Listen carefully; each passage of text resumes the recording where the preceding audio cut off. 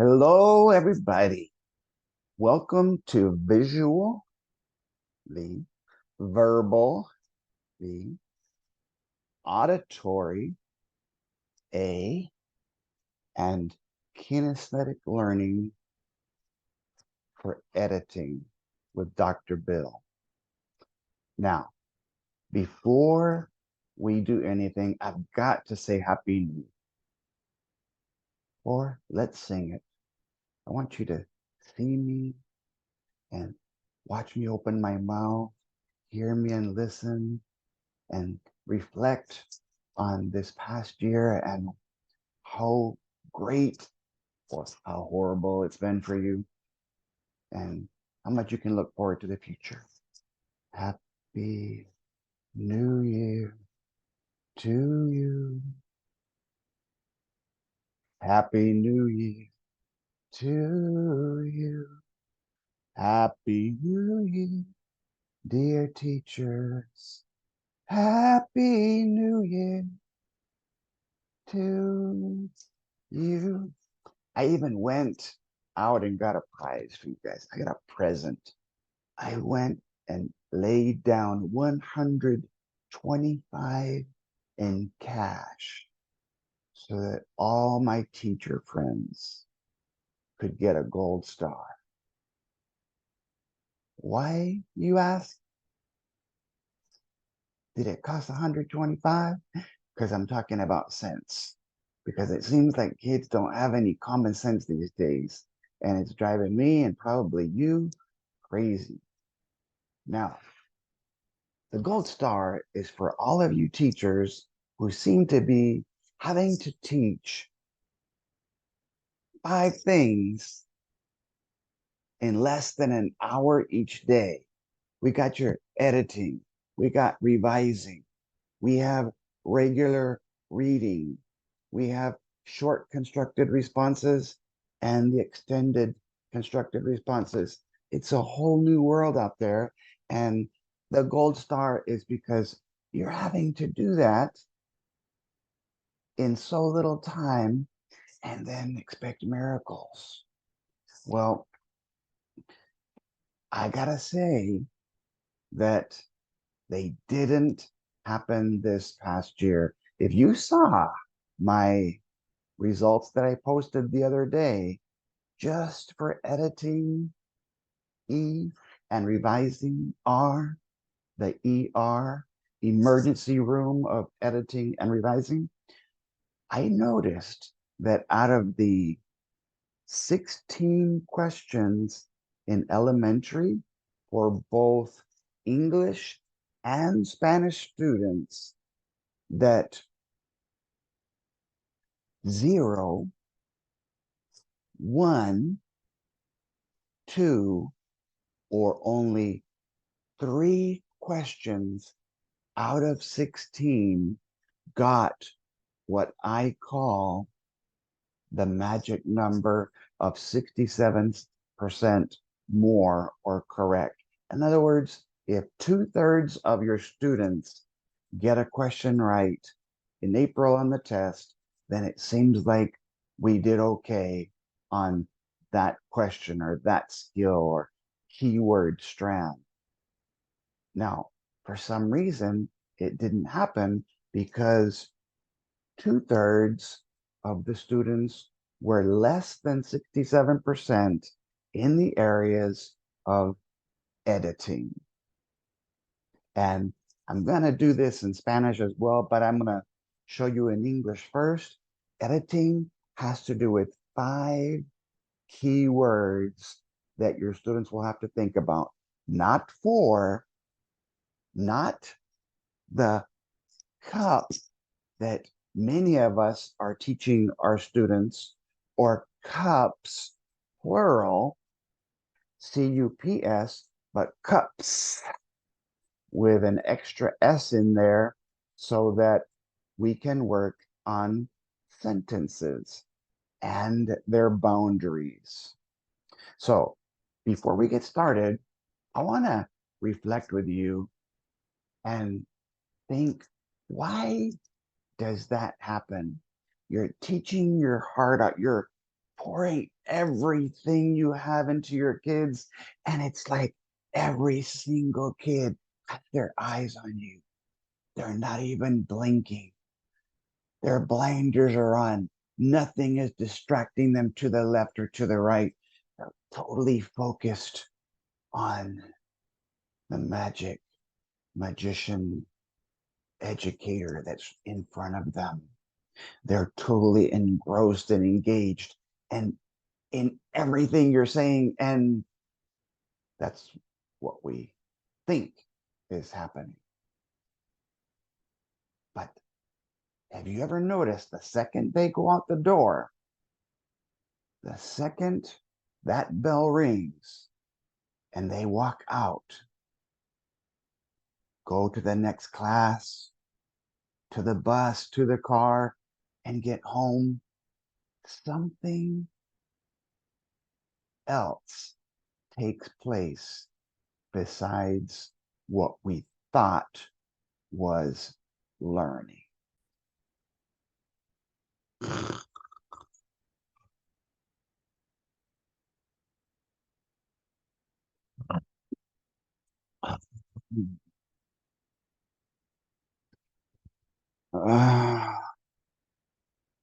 Billy,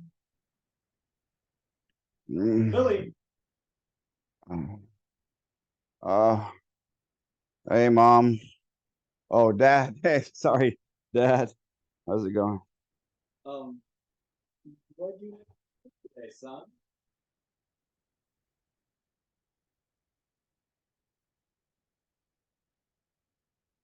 Um, nothing. Didn't those teachers teach you anything? Mm,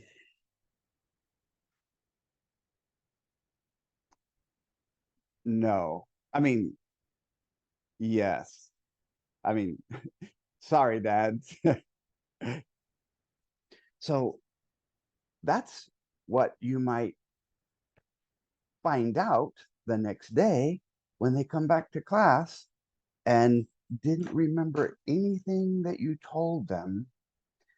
And by the end of the year, when that continues, we're not connecting with students.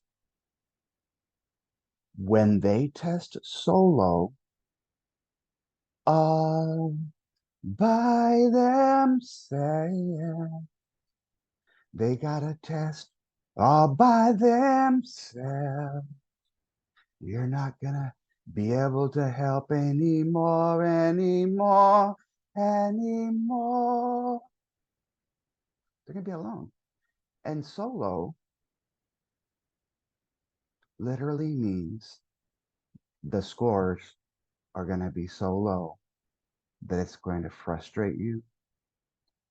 You're going to throw up your hands. You're gonna want to throw away that gold star.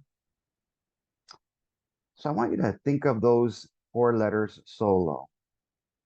If you don't make your lessons visual, where they're not just looking, but they're actually seeing S, and they're not just seeing it, they're saying it, they're O of solo, they're opening their mouth and they're reading things S O softly, or L O because of SOLO loudly.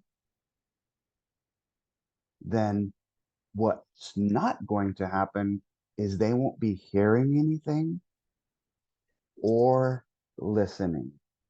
That means that your verbal, auditory learners are not going to be connecting. And you think that that sprinkler was happening all year long. They were looking at you and they were listening, and we had some growing, and not the grass, but their little brains, and they were learning. But no, every 5 seconds in a classroom, one student stops listening and looking. And now since COVID, it seems like that's cut in half. And so if they're not listening, the L of solo, that means they're not going to be able to open their mind and remember the strategies that you taught because they won't make that connection since their learning style was never incorporated. If we always do worksheets, we're not going to get sheets that work. We need to use sheets that work that sometimes come off the paper and let the kids see and say softly or loudly so they can hear and listen and open their minds or open a book called a dictionary, a thesaurus in hardback form or in the online version that they give your students right there on the test to have access to. And that's why more than 2/3 of the questions had less than 67% correct. And I'm just talking about editing and revising. And it didn't get much better for middle school and high school either, but those were the numbers that I looked at. So I want you to look at my friend here. I'm going to call him my twin. Some of you would probably call him Mr. Potato Head, but I'm going to say that right now in his present form, even though he looks like me, not the blue eyes, but those blue eyelashes or eyeliner or eyeshadow, whatever that is.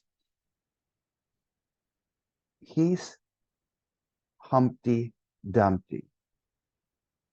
And he's going to have a great fall because the real potato head, the male version anyway, comes with a little hat. And so when we put Humpty Dumpty back together again, we're going to see that we can make a sentence. And editing has 5 parts. Capitalization.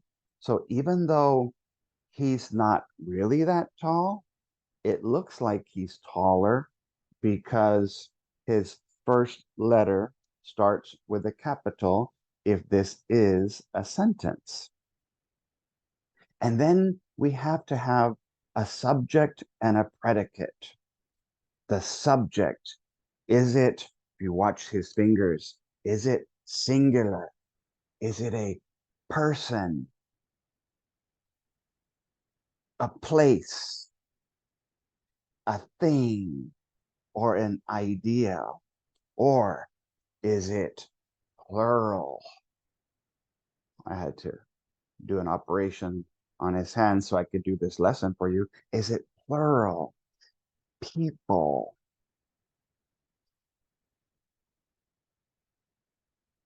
places, things, ideas. Is the predicate, is there an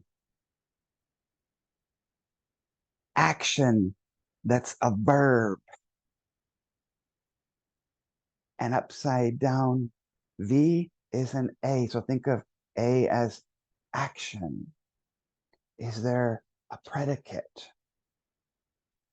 Is it in past tense, present tense, or future tense? Or if it's singular, is it in past tense, present tense, or future tense? Because you have to have a subject and a predicate that agree with each other, whether you're doing English or Spanish. And then a lot of students, I don't know how they do it, but they have this thing called a run-on. and you actually need feet to run. And he doesn't have his feet on. And so he would try to keep running and never stop at a stop sign. Think of every sentence like a street that you pave, a street that you pave, a street S with a subject and a predicate. Think of the letter P for predicate, the A for action, the V for verb, and then an ending, pave. A street that you pave has a capital at the beginning, that's singular or plural, simple or compound. It has a predicate in past, present, or future, simple or compound, and it has an ending, a stop sign, called a sentence. And so when you teach your students editing this way, they're going to see the sentence or sentences. They're going to open their mouth and say them. They'll be hearing and listening. They'll start thinking of ideas that you shared with them about those editing rules if you made it visual, verbal, auditory, and kinesthetic. And then if they need to, they'll be able to click on the computer where their little dictionary slash thesaurus will hopefully be. I was hearing some stories that some students weren't able to access thesaurus in some places. Hopefully that was just a mistake uh, and it didn't happen in too many places, or the kids just didn't know where to look or something. So what I want you to do is think about what you just saw with the potato head, and then I'm going to show you my writing guide. So I posted this for free just today. So if you're watching this video today, make sure you scroll down the group a little bit so you can get to a free resource of the day post where it was my advanced ELAR writing folder in English, the advanced Spanish reading and writing folder, or it was the dual language for those kids who are transitioning and they're not really strong in English or in Spanish, so they're kind of in the middle of the road. So I want to let you take a picture of what you see here, and as you see, lost my microphone and earbud there for a second. There's the cups that we talked about. A capital letter is cap. Spider-Man instead of potato head this time, where we make a web to connect the subject and the predicate, punctuation, spelling. And then if you have all of that pretty decent and it's able to be three I's that are not present, indecipherable, hopefully not, illegible, hopefully not, incoherent. If it's coherent, legible, and decipherable, hopefully the reader will see in text entry or short constructed response, the essay, or the students will see a sentence and they will be able to check, does it have run-ons or fragments, etc. So let's take a look at 4 to 5 keywords that your students are going to see that I will use on my next video to show you how they look like on a test. So keep in mind that the passage will be to the left and the questions and answer choices will be to the right. And to the right of that, hopefully next to your mouse, your students will have lined and blank paper, lined and blank lab. We'll call it lab work, that they incorporate and implement any strategies that you taught them so that when they're doing editing, they'll quickly write cups. So let's watch for some key words. I'm going to start with the one that was every year the majority of the editing tests for 4th, 7th, 9th, and 10th up until last year when it changed to STAR 2.0 with the new item, non-multiple choice, constructed responses that are short and constructed responses that are long with an essay. So the students are going to see most of the time in regular editing what change, ding, ding, ding, ding, ding. And so you think, that change? No, not that change. This change that I did here, let me do that real quick.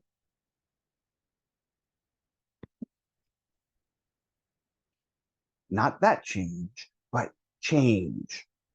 Something in a singular sentence because it says in sentence blank. So as soon as your students see, say, and hear the word change, they will right away think change cups, as in plural. C-U-P-S. And that is what most of you have on your posters or your anchor charts, but we have to make sure that we now include 3 more and technically 4 more things on the anchor chart and the poster. Starting this past year, your students were seeing the word what? Error. What? Error. And as soon as your students see the word error, they need to think in line, drop down, that the answer choices are there. They just have to click on them, and that's what they're going to notice. And it'll be either a mistake in cups, like you see here, or it might be no change if that option is available. The other two. So we have all of that. And I want you to notice, read the essay passage orally, softly on test day, or with a whisper phone. When you get to each word that is capitalized, with your right hand, you're holding them out. So with your left hand, you can pretend to put on a cap and or say capital. That way it's kinesthetic and verbal.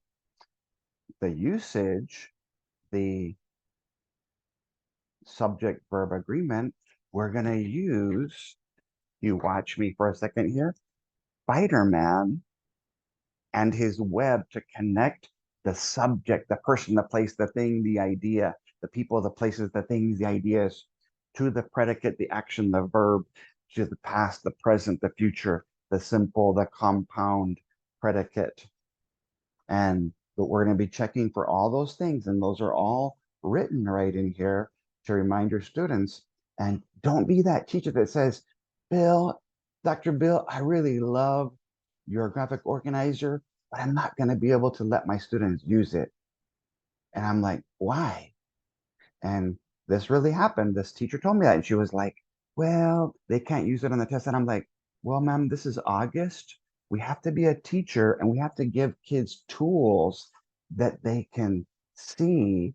And in the case of what I'm trying to teach you here, the visual, verbal, auditory, and kinesthetic, because it wasn't necessarily what we were doing, it was how we were doing it that was not making a connection to the kids. And when they got home, they weren't remembering things long enough, sometimes not even for the 5 minutes it took to get to the next class or to get to their car or bus. So, punctuation. If it's a punctuation mistake, your kids will be thinking of the street that I talked about. At the end of the street, where those red feet, the end of the street are the red feet. The stop sign, and when he's standing, he's on the floor. A period, exclamation, or a question mark. Somewhere on the street, you might be slowing it down. Those are called commas and apostrophes. On the keyboard, the comma is on the bottom row, and the apostrophe is up there on the second row. For middle school and high school, they have to remember the sentence is not stopping. They're not using what some of you are teaching, a comma with a fanboys, sorry about that, for, and, nor, but, or, yet, and so, to join to independent clauses. They might be using an independent clause, slow it down with a colon to make a list that coordinates with that independent clause, it relates to it, or you can, instead of the comma and the fanboy, have another independent clause, but put a semicolon that says, here comes another independent clause. I'm not going to capitalize that first word unless it's a proper noun. And so if you look at me, I brought a cap here and I'm going to go over here and get it for a second.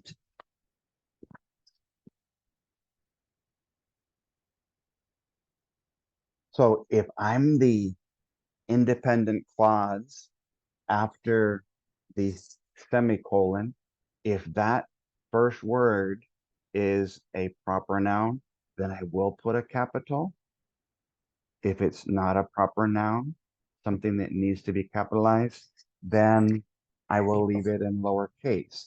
So your kids are going to have to keep in mind the shift button for capitalization, because that's going to change the size and the shape of the letters. Okay. The other one that you see here is for a dialogue.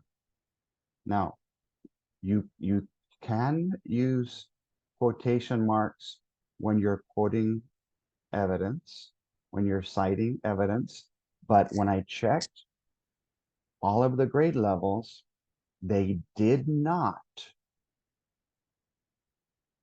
mention in the scoring guides anything about the use of quotations or not using them when the students were quoting their text. So keep that in mind. That's very important to remember. It's the same as indenting, that even though we teach indenting in our curriculum and on the TEKS, that we teach paragraphs, and some of you teach your students to have a certain number of paragraphs.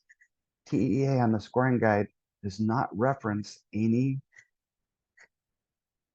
magic number of indentions, or even if they have to be there in terms of the essay, and the paragraphs will already be indented if it's a regular passage, not like a play or a poem. But when we have dialogue, you'll have the five k's: k, k, comma, k, k, quotation, and k, k, capital. You'll see my little mini cap there.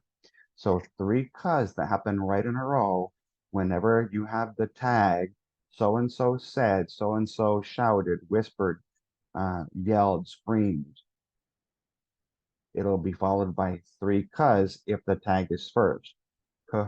Comma, quotation, capital. And then whatever they said, and then there'll be a closing, and finally a quotation because you're done talking. Now, they might not be done talking completely, so the kids have to pay attention. Some of the editing questions will have two sentences of dialogue. And so I would suggest that if you teach your kids to draw a mouth right here, if there are not a set of closing quotations after the first sentence, but after the second one, it means that whoever the speaker was said two things and then stopped. And so you only need an opening set of quotations for that and a closing. If there happens to be three secondary, they might have to draw their little mouth and say, here's the first thing he said, period. The second thing he said, period. The third thing he said, period, exclamation, or question mark. And so that way your kids can see on their visual, no, their, yes, their visual and kinesthetic mouth, if they're drawing one, how many sentences are inside quotes. The spelling is that way because your kids need to take a picture. And so I'm going to get out my camera for a second and take a picture of you guys in Facebook land, YouTube land, wherever else you might be watching me. So you're going to teach your kids, take a picture, see the word. Spelling is about a word. Capitalization is about a phrase. Punctuation is about a sentence. Sentence boundaries are about run-ons and fragments.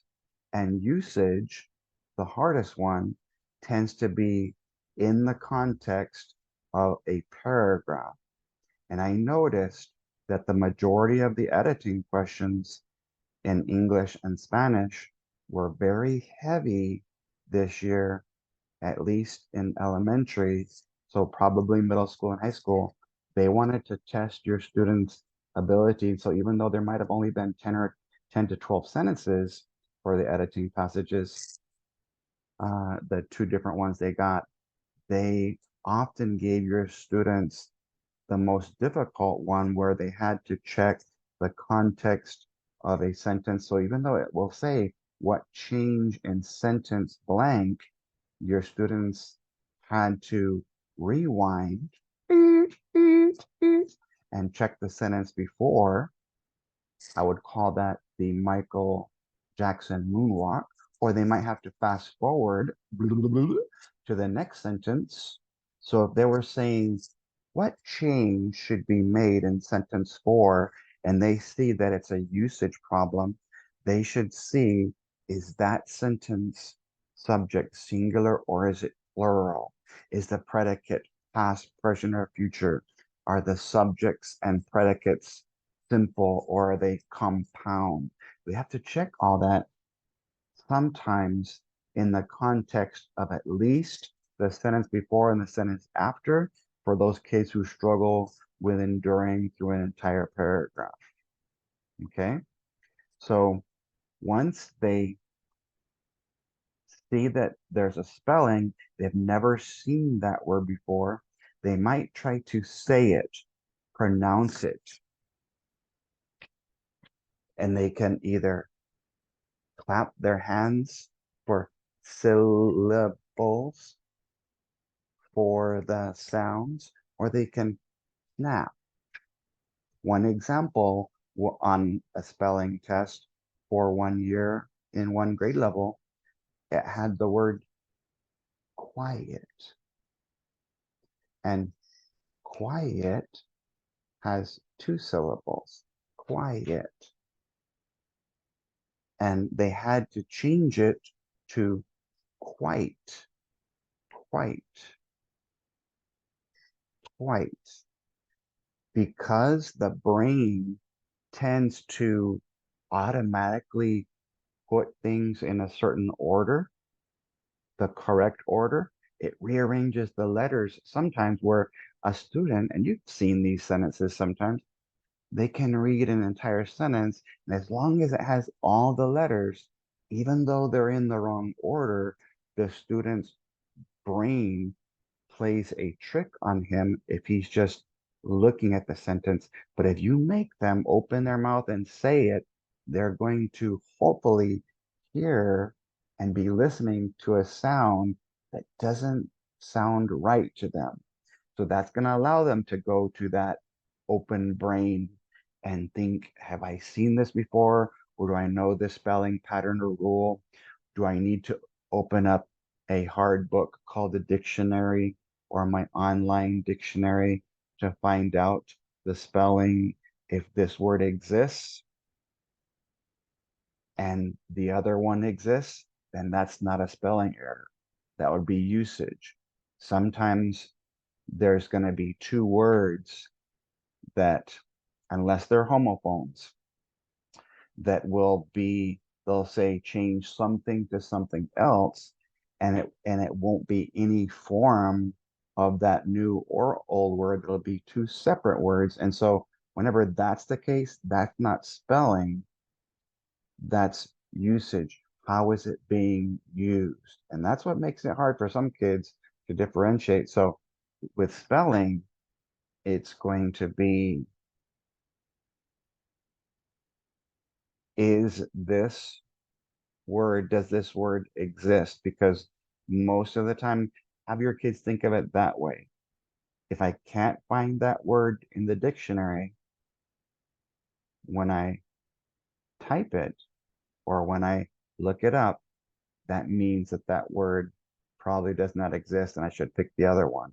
And then hopefully they'll be able to write the right answer. And you see all these fingers and hands here. They will be able to click on submit on the correct answer. So in a summary, they're going to see, say, hear, listen, think about, look up, and write the words that you have trouble spelling. And this last one, let's take a look. So whether it's error, drop down, in line, comes straight down in line, or change is all cups. Whenever it says this second or third one, almost all of the time, it's going to be a run-on or a fragment or a sentence followed by a fragment or a fragment followed by a sentence. Let me read these to you so that we can see, say, hear, and listen. What is the correct way to write sentence, singular, blank? And all of the years until this year in 8th grade, every time it had the word correct or best, instead of change cups, your students could write ROF, that it was either a run-on, RO, or a fragment.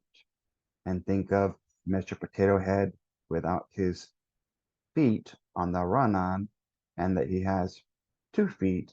If one's a fragment, there'll be a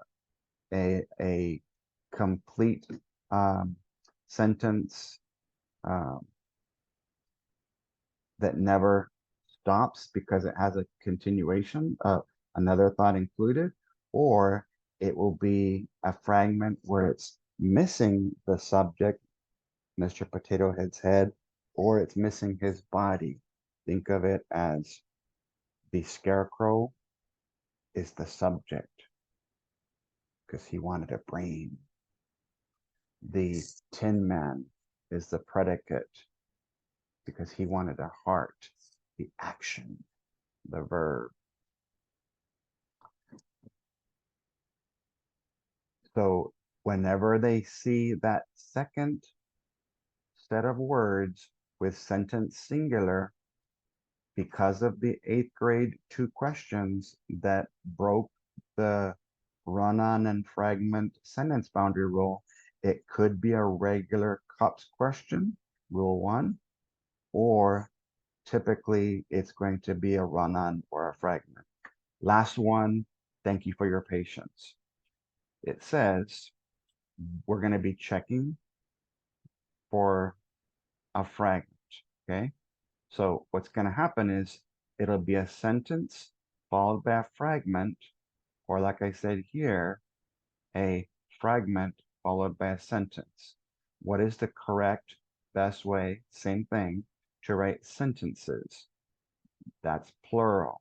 So your kids could, if they want to follow this strategy, because this has been 100% of the time the way that it has happened, that the state will give your students a complete thought called a sentence and follow it with a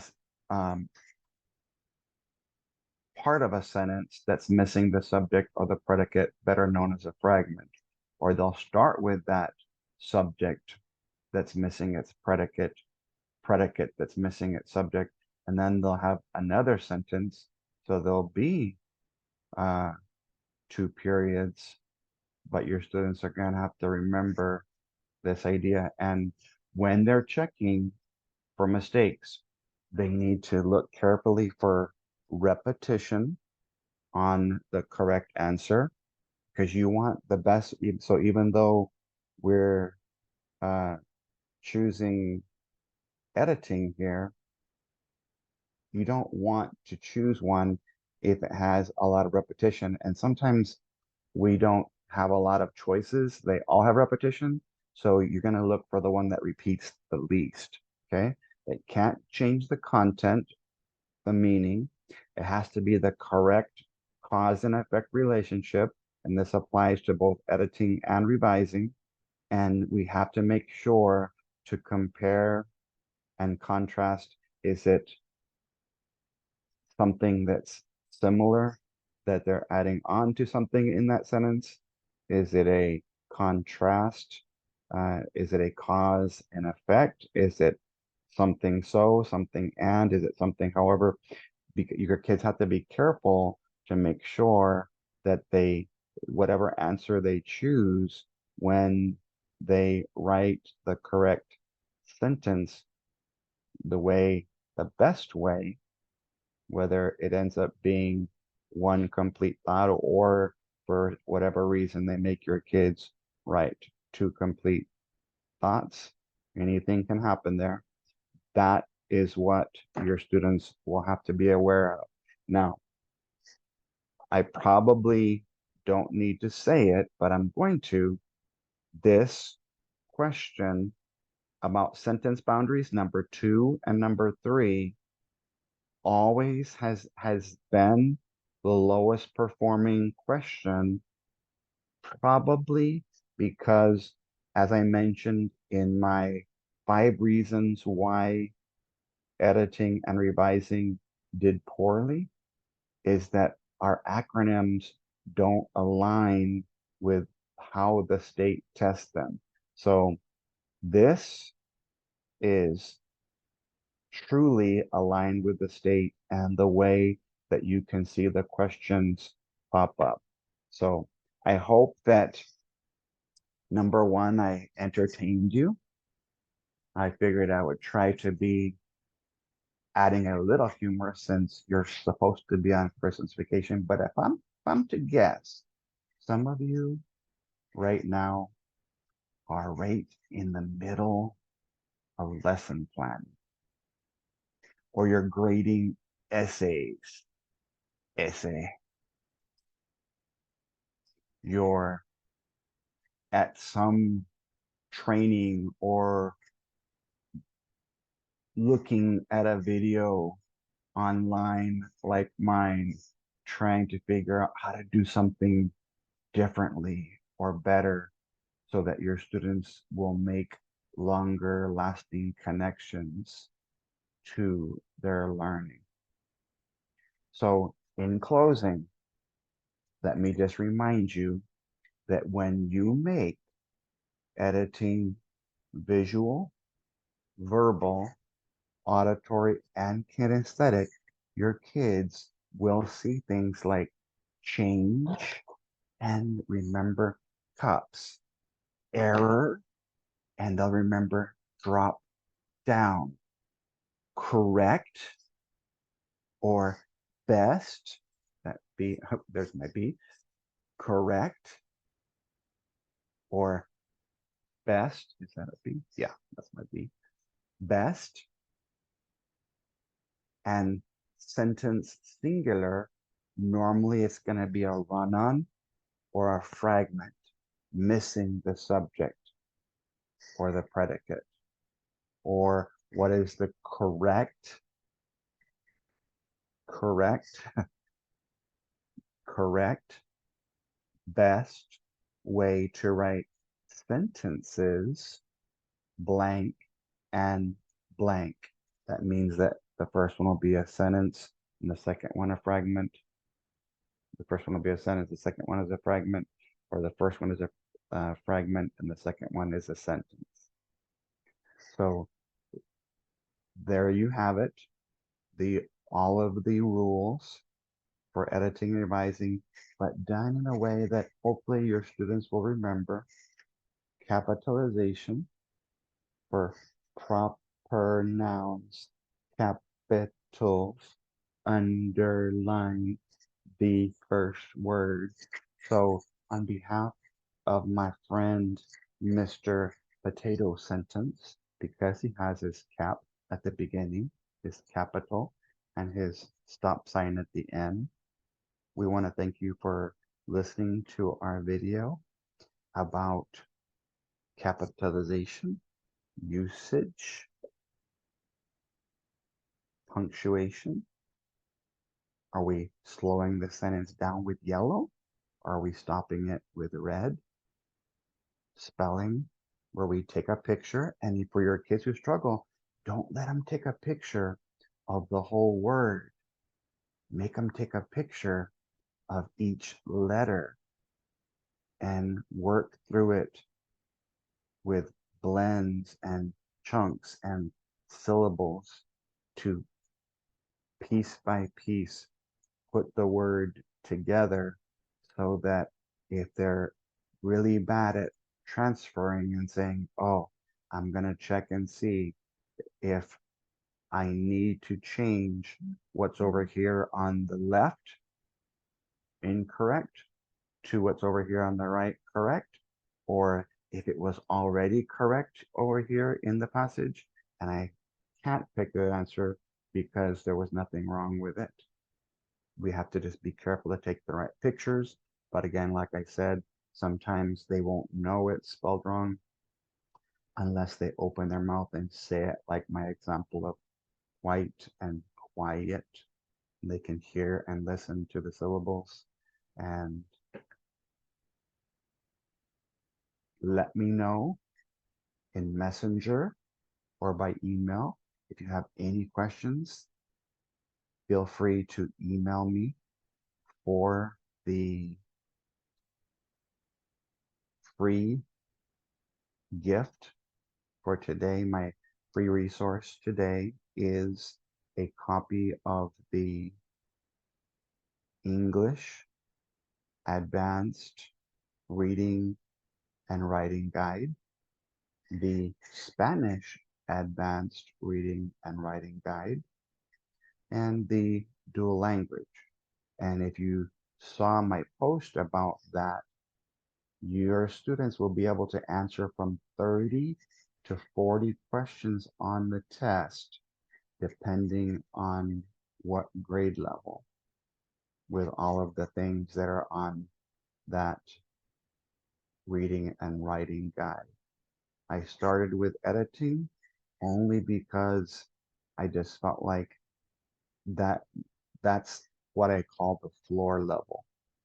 I can't work on revising because sometimes the revising is not just arm adding, removing, replacing, or moving just one word or phrase or sentence or the order of a sentence or combining only two sentences. It's adding something to a whole paragraph, a topic sentence, a supporting sentence, a closing sentence, or it's going to be adding something to the whole passage in the introduction, in the body somewhere, or in the conclusion. So I felt like I wanted to work my way through the folder in English and in Spanish. I call it a folder because if you purchase the 11 by 17 version of it, you get a little tag board version, or it'll become tag board after you laminate it. And you'll be able to fold it in half, where it will have what you will get for free, the page that you saw today, along with the alphabet, figurative language, dialogue, and on the back it's got a little mini colorful thesaurus. Has that in English, of course, on the English folder, in Spanish on the Spanish folder. And I went ahead and put the synonyms in English because uh, many of you are trying to transition. If you're in secondary, you have to transition. So that's why I chose some simple, basic words that students like to use a lot when they talk and when they write or when they type. And so they can pick some of those other words and stop using what I call the off-limit words that are getting a little worn out from being overused. So I hope you like my new background.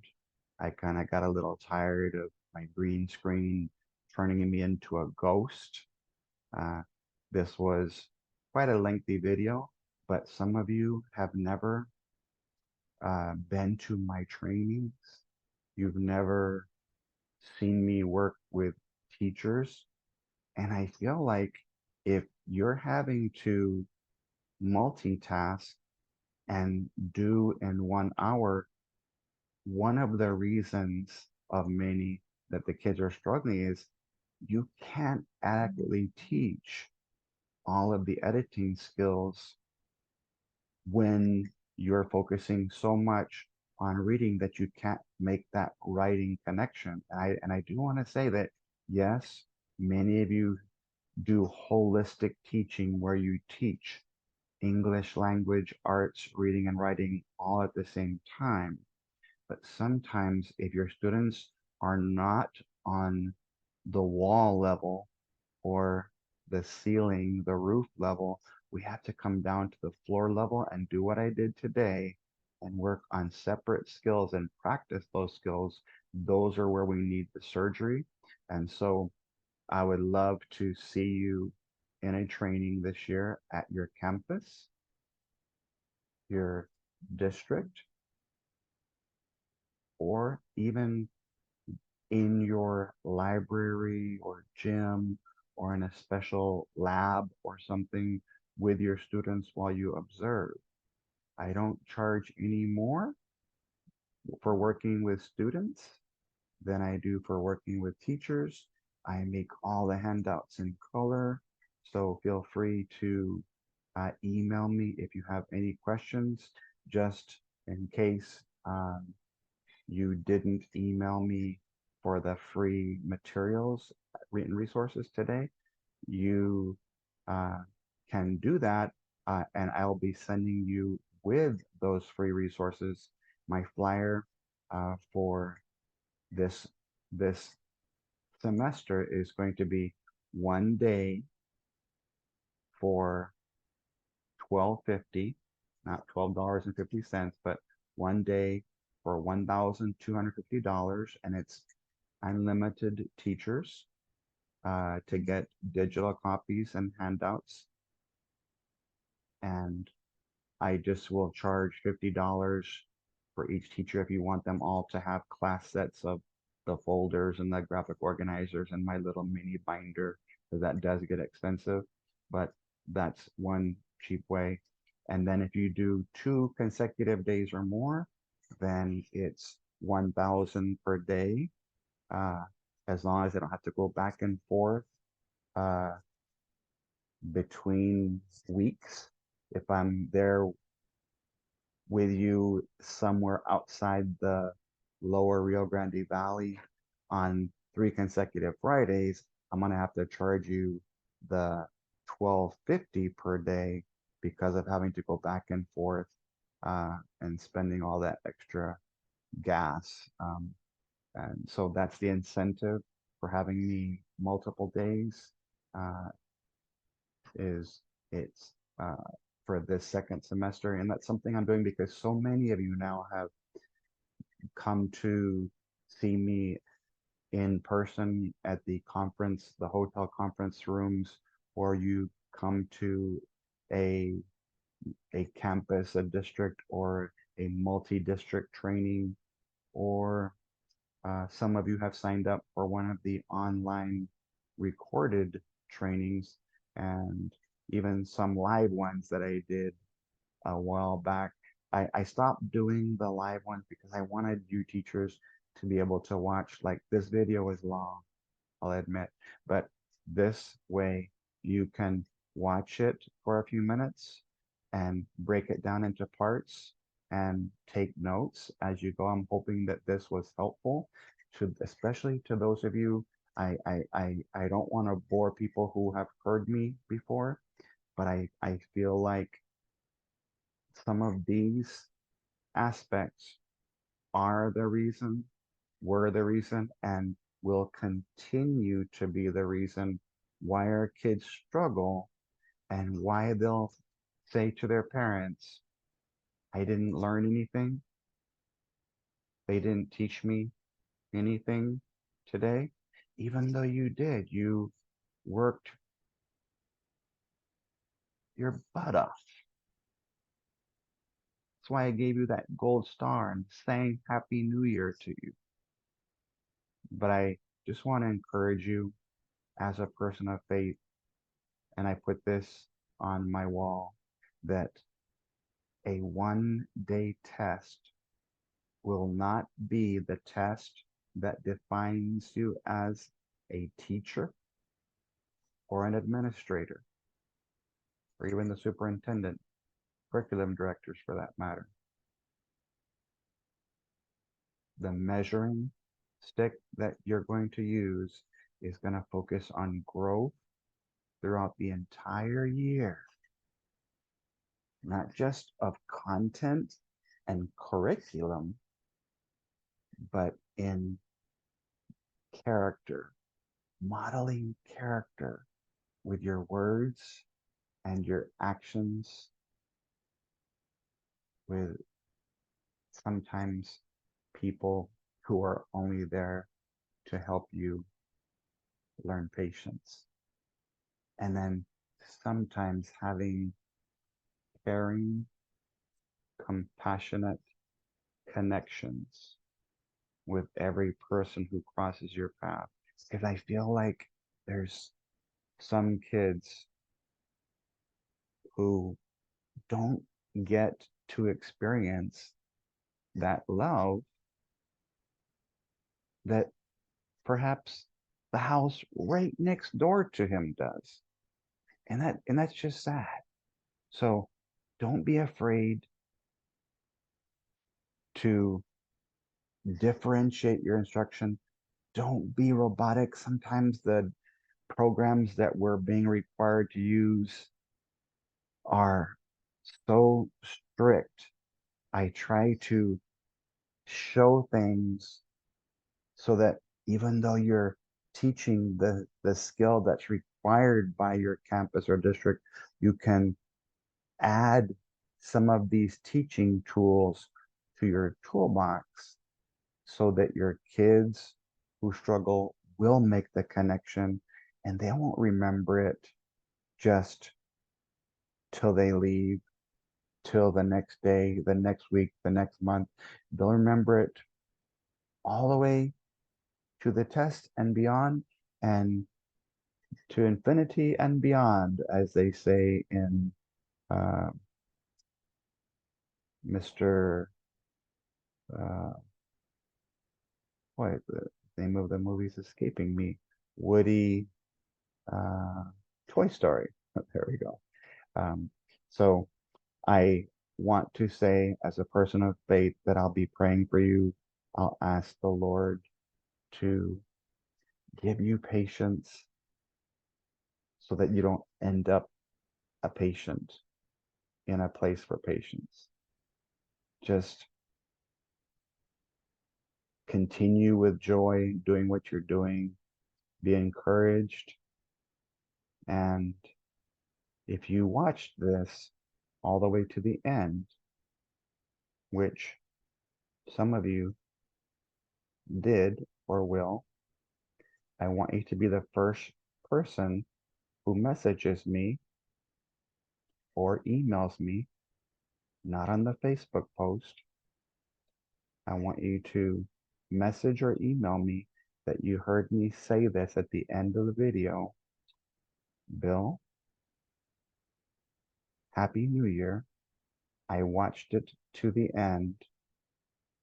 I would like a free training for my campus or district. And then we'll set something up.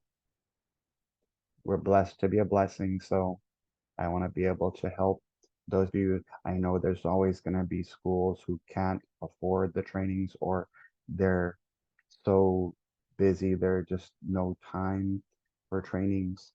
That's why I'm willing to come to you on a weekday and work with your students while you observe, so there doesn't have to be a substitute. Or I can come on Saturdays like I was doing with teachers all throughout the first semester in I think like 15 different cities. I was gonna do the math, and I have some bad news for some of you who signed up for the math as well. I was gonna do the math on a bunch of Saturdays, but I realized how emotionally, mentally, and physically exhausting that was. And so what I'm gonna do instead is I'm gonna get with each of you who signed up for the math training and go ahead and connect where I can come to you specifically. There's some of you that signed up, up to 10 or 15 people. So I'll make sure that I come to you on a day that can work for both of us. If you happen to be watching this, I will share this in a math video as well. But anyway, thank you guys. Uh, don't forget, if you are the first person to make it to the end who messaged me or emails me, I will make sure that you get uh, connected to a free campus or district training. God bless and have a great second semester.